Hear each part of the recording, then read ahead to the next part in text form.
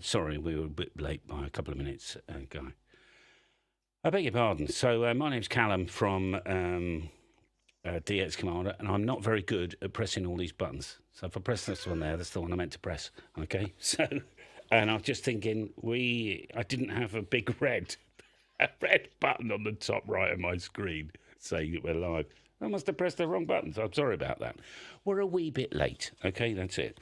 We were just talking where Jonathan and Ian are on the stream. Jonathan's used to work for Martin Lynch, and I'm just saying that Ian has never worked for Martin Lynch, right? So Martin Lynch is a dealer in the UK, and Jonathan's got his own channel. You can find him. Jonathan, your channel name is, I think, Jonathan M0. M0JSX, yeah. Yeah, okay. Easy. And Ian's got a channel as well. And Ian, I can't remember your blooming channel name. Ian XFS. I must change that. XFS. Dead easy. It takes seconds.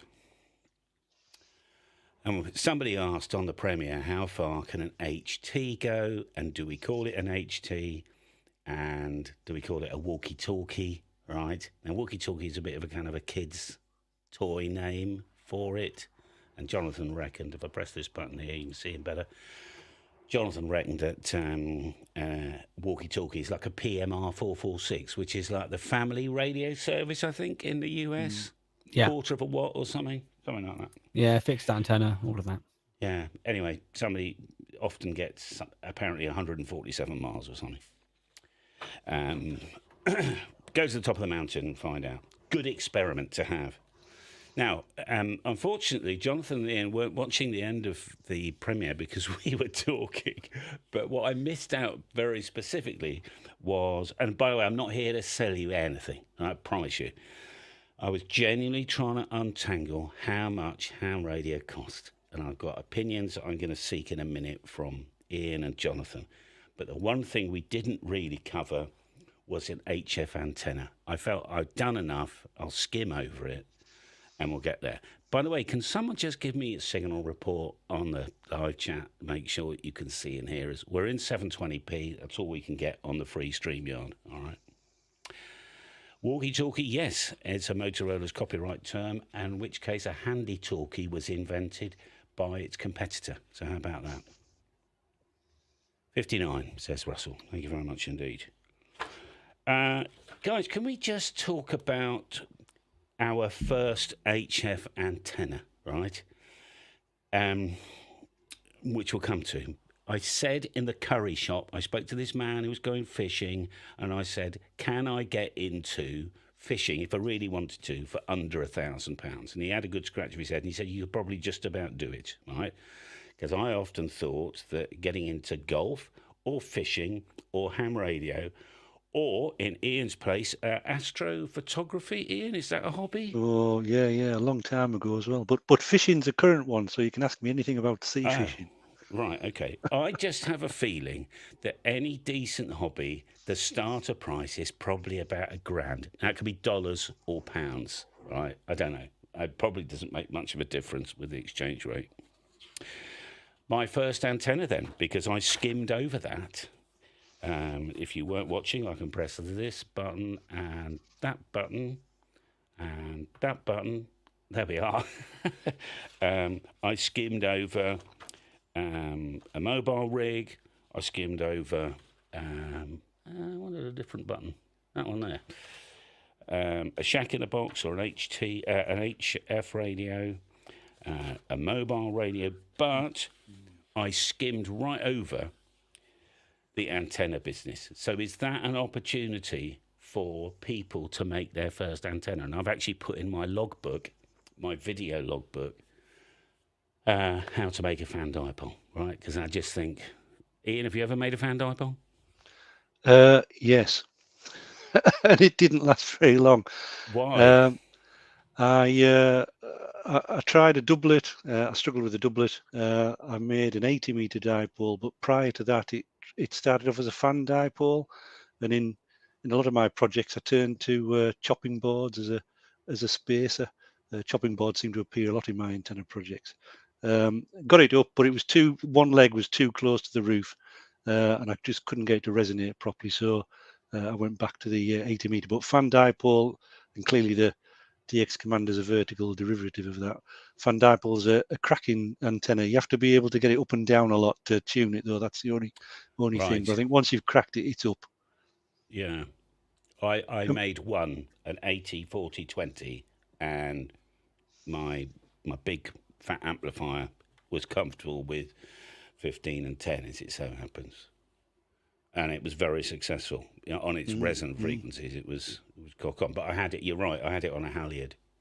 But Jonathan, what should they go and buy an HF, a G5 RV or something? What do Well, they do for? Yeah, I mean that's what I started with. I started with a half-size 5 RV. It's not the best antenna in the world. I think everyone would say it's that, but it does work Mm. of fashion. I don't know. It was a question that I'd often get asked when I was working at the shop, and to be honest, the antenna that I would go and recommend would be the commercial version of a fan dipole, which is the Alpha Delta DXCC, which is nothing that you can't make yourself. But if you want something off the shelf that will just work, then yeah, that's a good option. If you haven't got what is it then? Is it literally a fan dipole? it's a fan dipole. Yeah, it's a fan dipole. You've got a set of traps in it for 80 and 40, so 80 and 40 share the same element. Okay. But then you've got separate set of wires for 20, 15, and 10. If you have, and it's 80 something foot end to end, 82 foot, I think it is. And if you haven't got the space for that, then you can drop down to the DXEE, which will do 40 and up. But yeah, Okay. that's probably a good starter antenna, isn't it? And what sort of cost would that be then?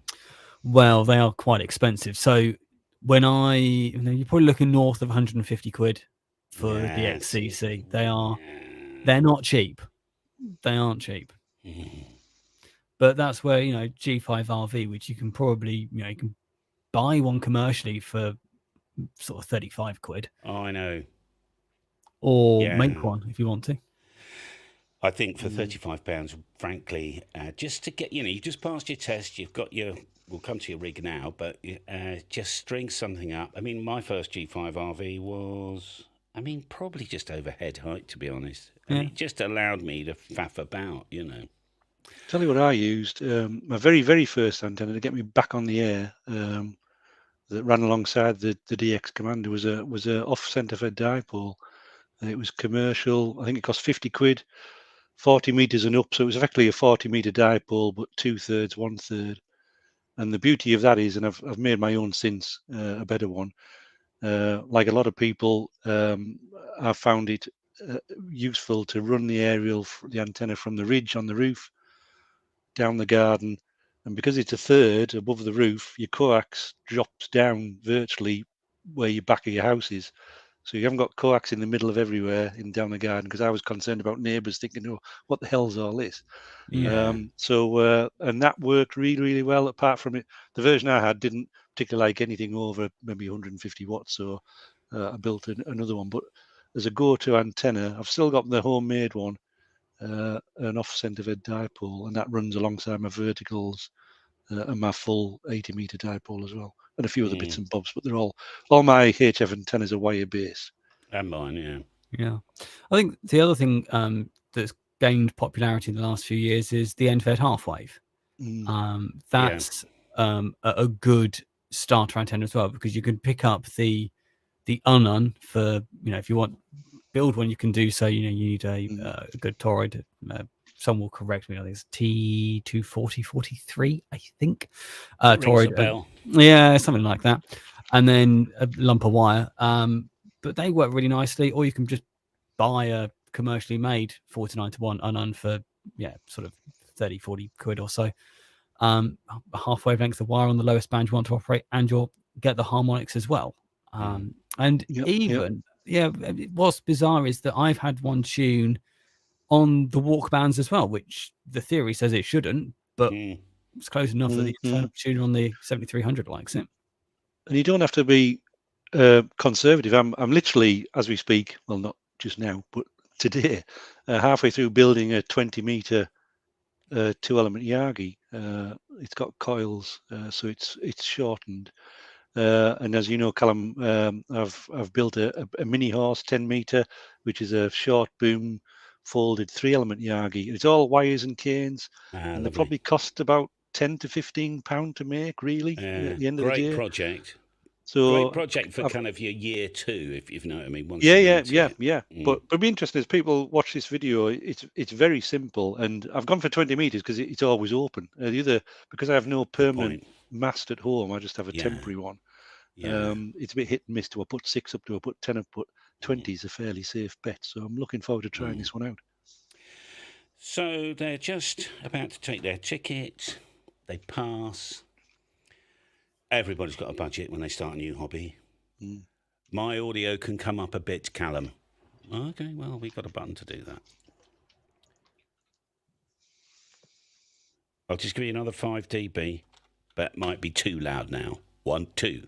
And I can hear the hum. No, I can't. No, I can't hear either. Oh, fine, okay. All right, well, just whatever. Sorry, somebody wanted to know how long the 80-meter inverted L was on the DX Commander. It's about 12.5 meters in the user guide. I'll take my personal listening volume down. It's just I was a bit too loud. Okay, thanks, Stu. All right, first radio. Now, I've never had an FT450, but I think Martin Lynch used to say, Martin, the old governor, used to say that 450s used to go out the door about 450 quid, Jonathan. I don't know if that's the case. So I had an FT450D, which I bought before I worked for Martin, and yeah, I paid 450 quid for it. Brand new. Right. So yeah, they did.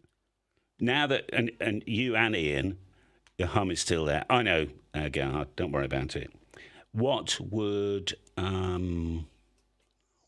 you do? I mean, I don't know what I'd buy. I'd save up a bit longer and get something like a 991A, the Yaesu. But I don't know. Second-hand. Okay, strategies. Because I was thinking about this earlier. I think they should go and see someone at the club and say, has anybody got a spare HF radio I can borrow? Yeah, 100%. But anyway, so they've done all that. They still want a new radio or a second-hand radio. Where do you think they should aim at? Somebody's saying FT, there's John Gendron saying 450D. I mean, did you like your 450? Jonathan? I loved it. It's still in the family. My dad's now got it. But yeah, it's a fantastic radio. The only thing, and the only reason I wouldn't buy one now, either as a new radio, as a first radio, or as a second radio for me, is the fact that it doesn't have a USB port on the back. Uh-huh. Now, you can get around that with things like the Signalink or the SCU17, but then you're adding things onto it. Yeah. Personally, if I was looking to buy a new radio now as a first coming to the hobby, I'd look for either a used 7300 or a used 991A if I wanted VHF UHF. Nice. They would be the two radios I'd go for. I wouldn't look at anything I'd go else. with that. Yeah. Because there's. Sorry, I'm going to say there's volume there. There's volume there in the market. There's a hell of a lot of 7300 sold, and they've been around a while now. So they're coming down. They're somewhere north of 500, but they're below 1,000. And similarly, 991As as well, or earlier 991s as well. Yeah, and the early 991 is still a good radio. The only thing the A really gives you is the real-time spectrum scope. Yeah. Okay, so an early 991 then. How much would that be, roughly? I'd have thought you'd pick one up between 6 and 7. Yeah. Okay. All right. And ideally from a reseller with a warranty, and then you've got 6 months, 1 year, whatever, trouble-free, and you're laying out any faults if there is any. And do you think they should go for a shack in the box then, or should they get a little mobile rig and a little power supply? Well, depends if you're going mobile, I suppose, isn't it? Yeah. Depends if you want multi-mode on VHF UHF. Aha. If you're prepared to have FM only with repeaters, you can have a little mobile rig. But if you want, along with maybe a 7300. Yeah, exactly. But if you want sideband, then 991, 991A, TS2000 even. Yeah. Well, got one of those here. The other than FM in VHF, UHF sort of draws you down some sort of activity route generally. Either you're going to get involved in SOTA, summits on the air, or you're going to like going portable at a weekend, which is great this time of year, or get involved in the activity contests that I participate in. But chit-chatty round the locals is generally FM or repeater work if you're a mobile. If you pound the motorways and you're doing a lot of say work miles, then FM and repeaters would be a good way of relieving the boredom in the car, I think. Yeah. Do you think they should get a VHF set up immediately they start, or they sort of aim at HF, or does it? I suppose it depends what they Could like. be, yeah. It's. I mean, I don't know what Jonathan thinks. It depends what, particularly 2 meter FM. It depends what your area is like, and you may not know. It's best to speak to locals, your local club, and so on, because you may dive into that end and find it's very barren where you live. It isn't where I am. Whereas HF is generally universal for everybody, and you cannot fail to be amazed by the variety on the HF bands and the activity that's there. Whereas VHF can be sometimes a bit slow. Yeah. And do you think they should? So, I kind of learnt my hobby on 40 meters because it was weekend daytime, if you know what I mean. I was a busy guy.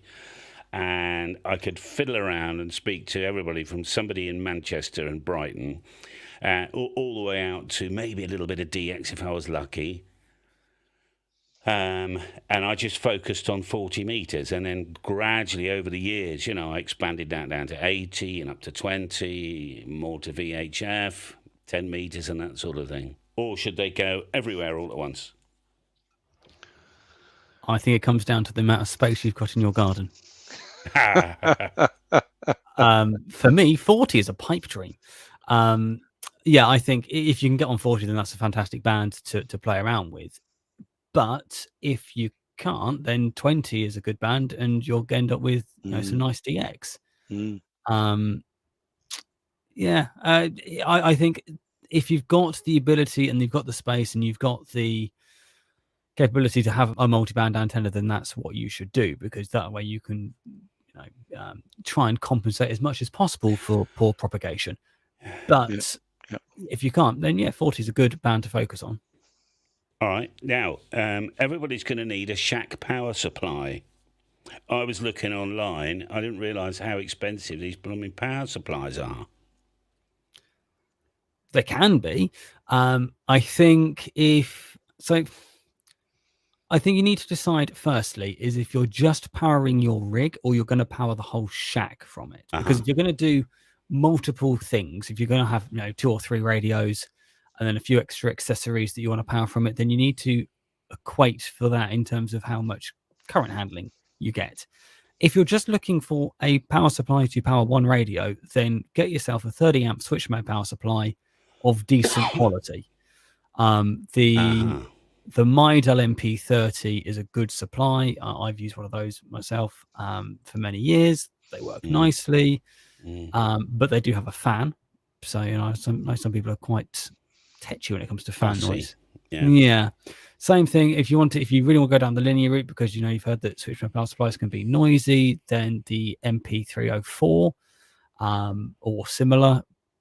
But if you want something that is completely fanless, then there is only one that I know of, which is the Microset PT135. But again, they are telephone numbers in terms of price. Ian, isn't it funny that Jonathan knows these products so well? It's so funny. He'll know the SKU numbers as well. Yeah. What does the barcode look like? Oh, don't. It's still ingrained in my mind. I've not been there for 7 months. 8 months. No, 8 months I've not been there. And the other thing to think about, it's interesting because I've got, I won't show them, embarrass myself, but I've got quite cheap 23 amp power supplies and just get one per rig. I get no noise off them.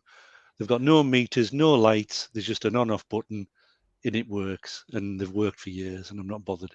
And if the rig runs on 25 or less, which most rigs do, then you're fine. And then if something does fail, then you've only killed one thing and not off the air completely. But I mean, I've written down what Jonathan said there about Midel MP30 because I'm possibly going to need a 30 amp one soon, so I'll Google that one. Yeah. But I would recommend these people go and talk to their local club, because the amount of blooming power supplies that must be knocking around. Oh, cranky, Go to your local rally. That's the thing, is if you've got a rally coming up, get yourself down to it, because you will find a power supply there for about 45 quid.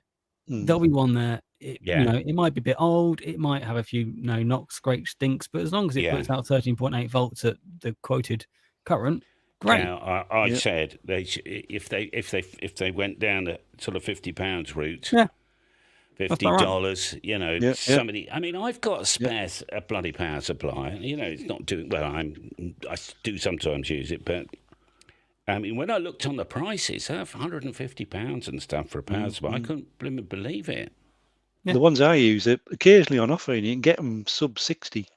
So you can sort of get a new one for that sort of price if you scatter around a bit, but just as and when. There's a lot of people running. They've got an old battery and either a solar charger or a charger. And I suppose if the charger makes a bit of a noise, you just switch it off when you're operating. I mean, that's a way out, isn't it? Yeah, I know that a lot of people are going down that route to escape any. Yeah, there's a few people that I know that have gone down the solar and battery route, because you can eliminate any possible mains hum that's going to cross the bridge of your power supply, but it doesn't. That's one way, but by the time you're looking at decent panels and everything like that, then you're spending quite a bit more money. Anton wants to know what Ian's running at the moment in terms of power supply. I what, wonder. Cars or rigs? Yes. Can we talk cars now? Yeah. Well, I've just done a swap out in front of me. Well, you can't see, but that thing there is the 5000, which has been my rig since I came back on the air. What sat on top of it and would have been just in shot there was the 991A, which I've just swapped out. So I've got now an FTDX10. The short version of a long story is I've sort of exceeded the capabilities of the 991A on VHF, UHF when it comes to contesting. And I'm going to build a new contest station with the FTDX10, and I'm sure we're all aware of how good it is in terms of receive and so on. I hope it's as good on transmit as a basis for transverting. But as an interim down this end, I've got a lovely unmarked TS2000. Again, we're talking about starter rigs. I got that for £600. It's absolute bargain, and that's propping me up on 270 for the time being. Yeah. Well, I seem to remember the specs on that on the TS2000 on VHF were pretty good. Yeah, in those days, there used to be Kenwood, not Kenwood. ICOM had a big sort of flagship VHF baby called the IC910. And I seem to remember the TS2000 kind of competed, even though it was a whole shack in a box and you get all of HF on it. It did very well.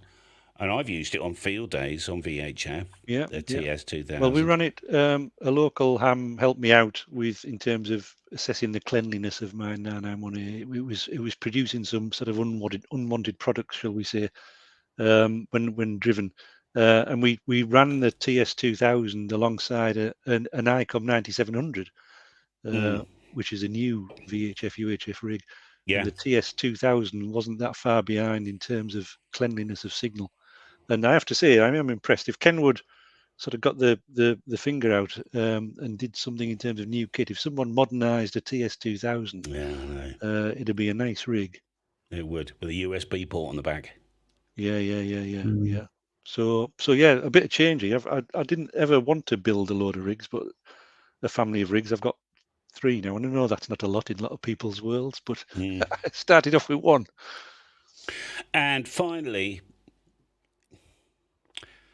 so the first time I got into this, I just went down RG58 for everything, and then realised that when I bought some coax as thick as my thumb, I could hear things I didn't even know existed, right? So I do think before we wind up tonight that we do need to just remind people that coax is pretty critical, right? Now, there's a couple of YouTubers that say there's nothing wrong with RG58, and there isn't for a short patch lead, good quality RG58, and a couple of really nice plugs. Yeah. All right, but fitting cheap PL259s to crappy RG58 is a nightmare in itself anyway, right? And I just think that it's false economy when you try and save yourself $100, on a reel of coax. So where do you think? What should they do? What should they do when it comes to coax? Right? And it's pointless blinding them with science. We just need to point them in a direction. If you have got money for Ultraflex 7, buy that. If you haven't, keep your run as short as possible and use RG8 Mini. Oh, really? Yeah. Tell me more about RG8 Mini. So it's about the same diameter as Ultraflex 7. Okay. Slightly thinner. I think it's 6 mil rather than 7. Right. But it has better specs than RG58, but is not all that much more expensive. Okay. And that's RG8 Mini. Yeah, RG8 or RG Mini 8. Some people call it RG8XX, I think it is in the States. But yeah, it's... Okay. And you can get nice connectors for that? Yeah, you can get nice connectors from that. Barenco do some lovely connectors for it. So, yeah, I would, yeah. But first preference is Ultraflex 7. Right. Without a shadow of a doubt. Ian, what's your favourite at the moment? Well, I'm quite a simple chap. I've got RG213, which I think is universal across the globe for HF. Yeah. And Westflex 103, which I don't think is a States thing. I'm not sure. It's not. No, that's Henry down in Devon. Yeah, for VHF and UHF. So and obviously the higher up they go and the more serious people get. I mean, the stuff's literally a copper pipe. The top end coax. But I do use. I've got a reel of RG58. It's a decent stuff, and that's what I use tonight. Actually, I use some to wind a choke around a 43 ferrite. So, and that's going on that 20-meter Yagi. So it's quite handy for winding chokes. That's and short patch leads in the shack if you want something a bit bendy. But there are other bendy small pieces. Narrow pieces of coax that are better quality, but you're not going to lose anything in a foot of coax, are you? And tell me, did you, on the Westflex, which would be similar to, in America, Messi and Poloni, Berry Flex 10, similar, that sort of stuff? Ultraflex 10, yeah. Ultraflex 10. Yeah. Do you just bite the bullet and buy 100 meters and chop it into like 3 or something, Ian, or do you buy 28 meters, No, I think I went for 50 meters to start with, and probably similar on the 213. My first installation from here goes up the roof onto the chimney for my Colinear. So that was the first run of Westflex. I've got other runs of Westflex for portable use in various lengths, and then I've got RG213 down the garden, and there's, I'm sure you remember, Callum, there's a dirty big tree down the bottom of my garden, so I did buy a big reel of 213 because I knew I'd use quite a bit just to get to there. So if you can, it'll always come in handy, but appreciate if money's tight and you're particularly spending on your shack for the first time, then you can buy a lot of coaxes by the meter. For God's sake, don't buy it exactly bang on, because sod's law, you'll measure it wrong. Always add something to it. I did that with my length of Ultraflex 10. I ended up with that much spare. I was like, well, there you go. Yeah. Oh, yeah. I'm sure we've all had the scenario where behind the shack desk, there's always that one bit of coax is a little bit tighter than it should be because it was a little bit short. But I'm a 213 Westflex 103. But okay. I know there's more exotic things about. And let's just have a bit of fun before we shut down then. There's been no comments that needs any particular answers. But if money was no object, when I say money's no object, you got a bit of a windfall and you can just redo your shack all over again. Jonathan, where would you go? You're allowed a portable station and you're allowed to do what you want inside. And you can focus on antennas or radios or both. I don't care. Well, presuming I had a field to put antennas on. Yes, and suitable planning permission. And suitable planning permission, yeah. Tower, beam. I would go probably TS890. Okay. With probably an ACOM 2000 as an amplifier. Would be nice. Yeah. Portable, I'm pretty happy with what I've got anyway. The IC705 does that very nicely. I'm going to Yeah. say an unpopular opinion now, though, on the IC705. Okay. If you're new to the hobby, don't buy one. No, I'd agree with that. Is this because you've only got 10 watts? Exactly. You've only got 10 watts at your disposal. And we had the same thing for many years with the Yaesu FT817, which was even worse because it was only 5 watts. But the number of newcomers to the hobby who, would get their foundation license ticket and see they've only got 10 watts to play with, would go out and buy a 5 or 10 watt radio. And you then get very disappointed quite quickly when you start to realize how much of a struggle that is. And then when you do eventually get onto your intermediate, you've got to go and buy a whole new radio or an I see what you mean. So, yeah. So it's your primary radio, 705. 705 is a great toy to have in your armory, if you know what I mean. Is that what you're saying? It is fantastic. It is absolutely. I absolutely love mine. I take it portable. I actually use it in the shack on 270 because it's multi-mode and it's about the only thing I've got that will do 270 with SSB out of that, or an 857. But I wouldn't use it as the main shack radio. Okay. Now, Tom walked around the Isle of Arran with his 705 and a little 12 amp hour rechargeable battery and a DX Commander Expedition. Yeah. But of course, he was literally on the seawater, number one. And but it was a bit of a struggle. I recorded every QSO. We had a QSO every day. It was like a little check-in thing. And some days were a bit of a struggle. I heard him every day, but I wouldn't choose to have, if he was calling CQ, I think, he's a bit scratchy, he probably wouldn't hear me, So you're right. I mean, 10 watts is great for those people who, want to play around at that 10 watt level. But you're right. It doesn't take long if you've got it in you to upgrade and get a bigger ticket, and then you're stuck with this 705. Yeah, okay.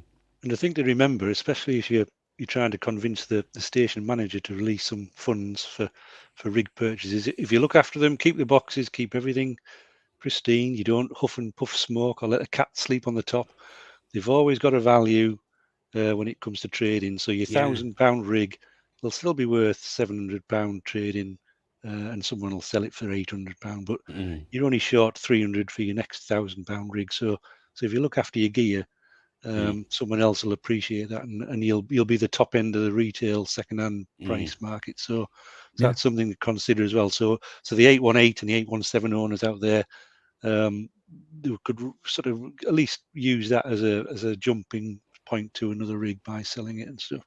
Yeah. For interesting, sorry, Callum. What I was going to say, when we forgot to press record at the very, very start. I was away the other month with a borrowed Bowfang up on the North York Moors, lovely place, calling out, and just by chance I spoke to a chap who also had a Bowfang. He had a HB9CV. He was up on the Yorkshire Dales. I looked when I got back. We were 40 miles apart, and from up here in North Yorkshire, he'd been working Wales with a Bowfang and an HB9CV. For anyone who's not sure, that's a small 2-meter Yagi that you can easily make. So if you are an out and about person, or you want to combine dog walking or hill walking and that sort of thing with radio, you can still do a lot with some pretty basic kit. And before we go, Jonathan said he fancies a TS890, okay, and an Acorn 2000. That's a hell of an amplifier, but I've got one. Why the 890, not the 990, for instance? Because personally, I wouldn't need 2 VFOs for one. And the 890 is technically a better receiver. I've heard. Yeah, that's the reason. It's got a lovely screen. It's got Kenwood's build. I'm pretty sure they put a great big breeze block in every single one of them because they weigh a ton. That's right. Yeah. But yeah, that's why I'd go for an 890. And it's also that slightly smaller footprint. Not by much, I would admit, but yeah. Lovely. It's a 100-watt radio, is that right? Yeah. And it comes with its own power supply, or you had to plug it in the wall, or what? No, you have to feed it with 12 volts. 12 volts, yeah. Tyler, ham radio guy, says he would love 2 VFOs. Yeah, He's probably seen me playing 2 VFOs. I couldn't live without them now. It's funny, isn't it? Yeah, No, I I, don't know, I'd do you struggle. ever use your second VFO, Ian? Yes, all the time, non-stop, Mm. all the time, except on FT8, and then I Okay. turn one off. Do you independently spin them? So like, oh, I'll just see what's going on this here. I've you used know. as we've been taught by the master, Rowley. I've used it when a DX site's been working split, and I've mooched around the other frequency to see who that station's calling, and listen then to I both. transmit on theirs. Mm. So instead of just a generic 5 up, 10 up, it moves around.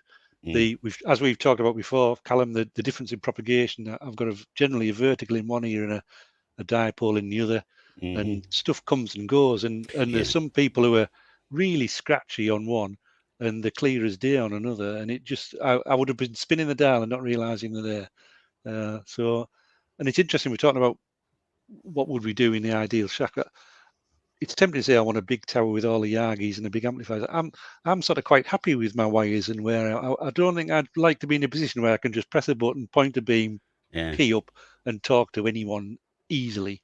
I do like the challenge, and as we all do, we like making stuff. So Mm. it's nice to see the top end. We all aspire to Lamborghinis and Ferraris, but you can get just as much fun out the bottom end as well. No, I'd completely agree. James wants to know, Ian, what headset you're using. What, this one? I don't know. Well, I don't actually use a headset when I'm working. I use this as recommended by Callum. It's a fine microphone on the shack. Out in the sticks when I'm more portable, I just actually use the hand mic and a pair of headphones, and I'm typing in the contest log as well. I just keep hold of the hand mic non-stop and type. Yeah, I started doing that on holiday. Yeah, it wasn't as bad as I thought it was going to be. Yeah. Well, I do it in the dark in the car, and it just seems to work fine. I do it in the dark in the car sometimes. That's the other channel, isn't it? Yeah, that's right. Yeah. Anyway, fishing. Apologies fishing. for my audio. Sorry. What's it called? The noise gate's playing around, and I've reconfigured a few things because I had the band around on Wednesdays, and everything's unplugged and replugged in. Somebody just wanted to know the last thing. Here we are. Tyler does the same. He's got just like I do. I've got my DX Commander in one ear and a receive loop in the other ear.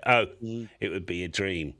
But Tyler's got. I can't remember what you've got. FTDX10. Has that got a receive antenna jack, Jonathan?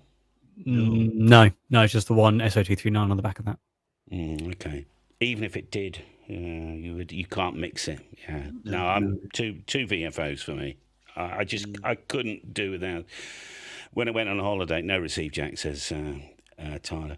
When I went on holiday with the TS 590. By the way, I took the bottom cover off that, Jonathan. I know what you mean about these Kenwoods. I actually found the breeze block in mine. Right? Oh, well done. I've never found one. Tell me, are all manufacturers using that heavy die-cast massive chassis? Like if I took a 7300 apart, would I find a similar? It's aluminium in 7300, so they weigh nowhere near as much as the 590. I think in the 991A uses that as part of the cooling. It sucks air around the rig through that chassis. Yeah. Scott wants to know recommended cable for POTA 25 feet. What's that? That's not even a 10-meter run. It doesn't really matter, I would say, Scott, but. Ultraflex 7 would be not too expensive. Lovely connectors on each end. Waterproof. If you want something lightweight, Airborne 5. Yeah, Airborne 5. Is that the one with a solid connector? It's a solid core. Yeah, it's a solid core, which is aluminium with a copper coating. Copper plate. I suppose it makes a difference if you're walking somewhere or you're driving somewhere. Yeah.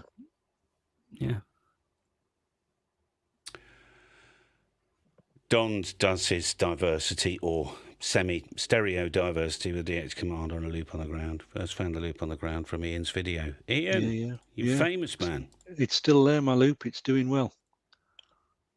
Little tip from Stu. The QRM eliminator. Yeah, with a little antenna, yeah. That's on my hit list to get one. Consider RG174. Oh, no. What do you think, Jonathan? No, RG 174 is really fantastic coax on about 630 kilohertz. Anything else is right down there. Okay. yeah. I mean, it's absolutely tiny. I mean, it might be all right, for a patch lead or things like that, but I wouldn't want to use it in anger. Okay. All right. Good. Jonathan, it's 4 minutes before you've got to go. Yes. And I've got to go anyway. So there we are. Any last thoughts, Ian? If you were on year 2 or year 3 of your hobby and you're now looking to where do I go with this? Well, I am technically. Oh, I yes, came back. you came back, didn't you? Came back on the air at Christmas 18. So do you think people should try a bit of everything, a bit of contesting? I would, yeah. And I know we've said it before, and people probably think we're a stuck record, but just getting out, if you've got the gear to get out portable, it's just a different world. It's nice to get out in the fresh air in the countryside. I mean, don't go somewhere horrible. Go somewhere nice. If you can get by the seaside, as we've said, the saltwater assistance, the lack of background noise, it's just a world of difference, and it opens up a whole new avenue to the hobby, which you can do as much or as little as you like. You can combine it with other things if you're into cycling or walking or taking the dog out or even the family, and you can make it sort of camouflage it as though it's a day out to somewhere, but actually you've taken a radio by chance, and who's anyone to complain? So if you haven't tried portable, and that keeps things fresher, I think, and opens up lots of other avenues as well. Yeah. And muck around with different software and modes, and send an email over HF and download facts from the meteorological office. Well, I haven't and even muck around with yet, satellites and everything in between. Jonathan, you can have the last word, I think. Thank you. If I was in year 2 or 3 of the hobby, go experiment with different modes. If you haven't tried something like FT8, then it's a bit like Marmite, I know, but it is a good way to rack up your DXCCs. Yeah. And try contesting. That's the other one. If you're really serious about wanting to sort of get to your DX Century Club, then take part in CQ Worldwide, and you're gonna get there easily. Yeah. Just have a laugh. Couple of hours. Why not? All right. Well, from Jonathan, Ian, and me here in the bunker. A very good evening. Thanks for turning up, and hopefully it's added a little bit of value into your life. All right. Cheers for now, then. Yep. Bye. Bye. I hit this button now, you see.